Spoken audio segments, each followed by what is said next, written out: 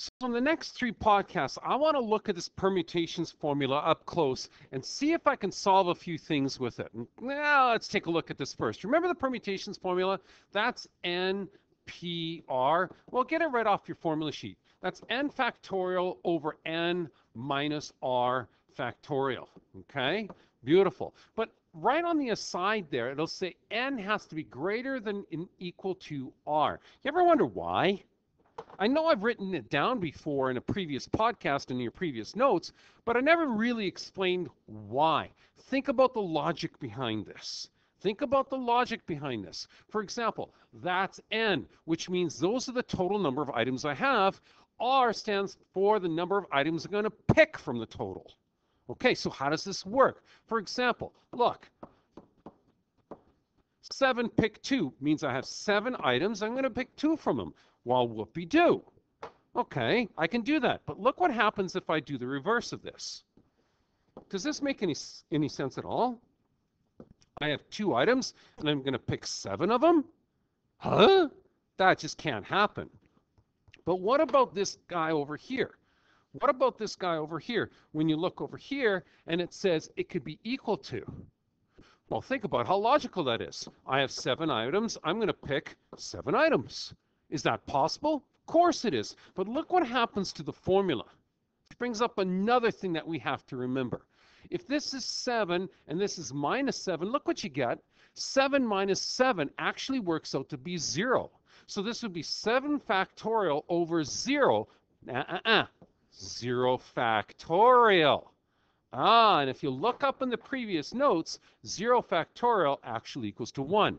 Because if it was actually 0, oh my God, you'd be in all kinds of trouble, wouldn't you? You can't divide by 0, right? So that's one of the reasons why they made 0 factorial equal to 1. So this would be 7 factorial over 1.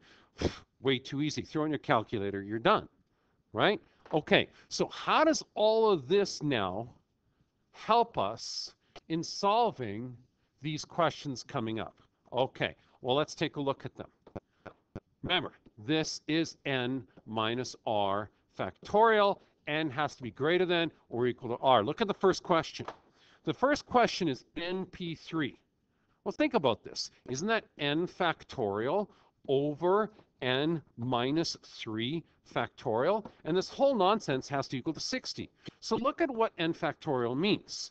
N factorial is n times n minus 1 times n minus 2 times n minus 3, and it keeps on going and going and going down to 3 times 2 times 1, right?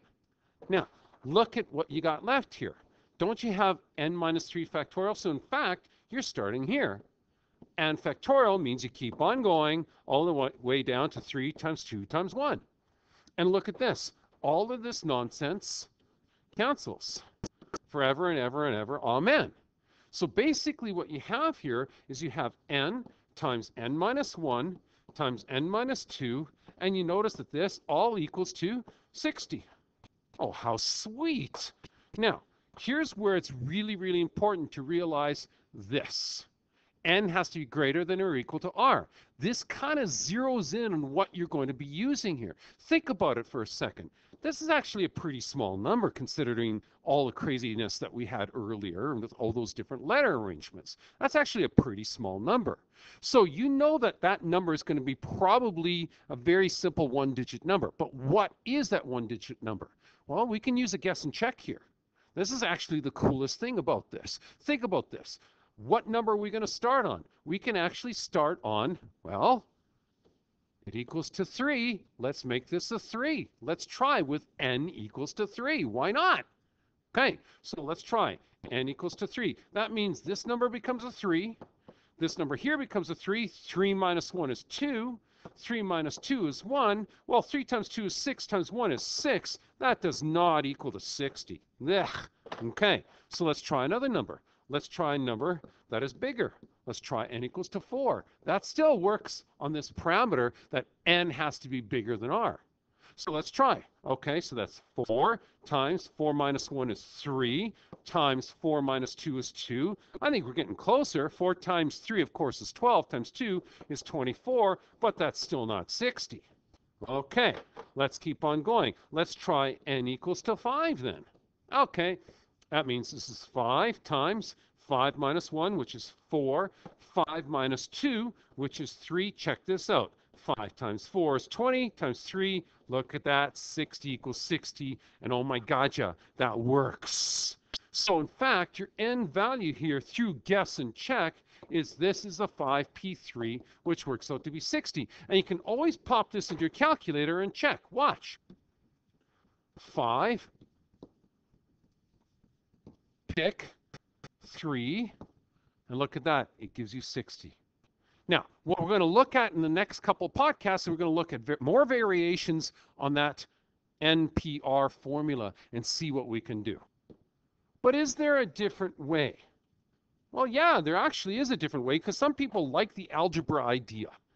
Look back at this. Look back at this right there. You got n times n minus 1 times n minus 2. Hold on a second. Can't you FOIL this and multiply in an n? Yeah, but then you're going to get a cubic function, which is going to be just ugly to kind of figure out. And that's going to have to equal to 60. You're going to bring the 60 over. You're going to have to factor it. Ugh, what a mess. Or you can just pop this into your calculator, y1, y2, and that'll work out. I kind of think that the guess and check will be better, but it's up to you. I mean, if you think about it, you'll just be playing around a lot with the Windows settings. That's about it. So I think the guess and check in this case works out really nicely. Try it. Throw this into your calculator, y1, y2. Let's see what we get. So I got in my calculator right here. I'm just going to hit graph. But remember, this is on Zoom Standard. So that means this guy only goes up to 10. So I got to play around with the Windows setting. I'm going to make my y max. Let's make it about 70 so I can really see that intersect there. Boom. Well, there's the intersect. Second calc. Oh my God, yeah. Find the intersect 5. Mouse real nice and close to this guy. Let's see what we can get here. Come on, you. Get up there. There it is. Okay. Enter, enter, enter. And look at that. You got an x equals to 5, exactly as predicted. So either way you do this, whether you do this algebraically or you do it on the calculator, they both make sense.